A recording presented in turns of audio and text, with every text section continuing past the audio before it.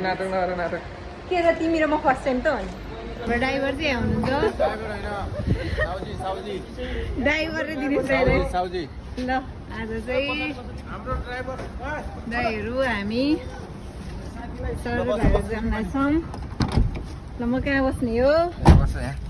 सक्नुहुन्छ अनि आज चाहिँ हामी चाहिँ काहीँ पनि नजाने भनेर सबैजना बिहानको खानासाना खाएर बसेको थियौँ तर एक्कासी मुड भयो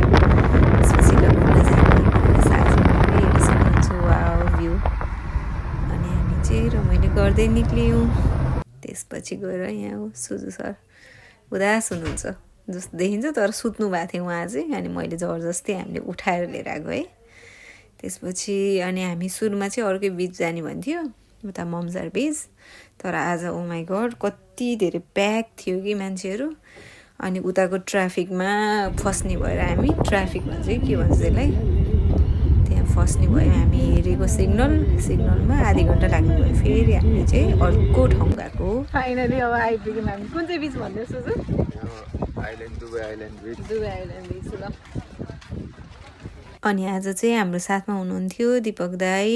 दिनेश दाई अनि आज चाहिँ नयाँ दाई हुनुहुन्थ्यो सुजन दाई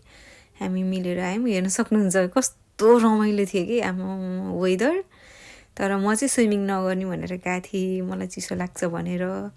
त्यसपछि दाईहरू चाहिँ स्विमिङ गर्ने भनेर जानुभएको थियो तर दिपक दाईले हँसाउनु भएको थियो म त स्विमिङ गर्न नि राम्ररी आउँदैन बहिनीको अगाडि म गर्दिनँ मलाई लाज लाग्छ भन्दै हुनुहुन्थ्यो तर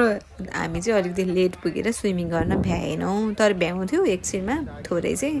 तर दाइहरूले चाहिँ भयो भोलि बिहान आउने भनेर भन्नुभयो अनि आज चाहिँ हामीले स्विमिङ नगर्ने भनेर भन्नुभयो दाइहरूले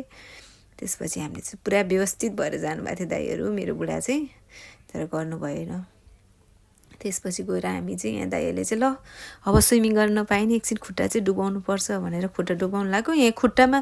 के रहेछ कि यहाँ बिचमा चाहिँ मेरो बुढाको चाहिँ खुट्टामा लाग्यो त्यो कालो कालो ढुङ्गा जस्तो के रहेछ हातमा पनि बिज्यो छेस्काएन अनि मलाई चाहिँ कराउँदै थियो उता नजाऊ लाग्छ भन्दै थियो तर मैले चाहिँ खुट्टामा हेरेँ अलिअलि बिजाएको थिएँ मलाई चाहिँ म चाहिँ ध्यानपूर्वक एकदम फोटो भिडियो त लिन पर्यो त्यसपछि म चाहिँ लिगिरहेको थिएँ तर मेरो खुट्टामा चाहिँ बिजेको थिएन उतापट्टि साइडमा चाहिँ रहेछ अलिकति ध्यान पुऱ्याउनु होला हजुरहरू यो बिचमा जानुभयो भने चाहिँ तल त्यो कालो कालो खोइ ढुङ्गा जस्तो कस्तो हाड खाले रहेछ खोइ के हो त्यो थाहा भएन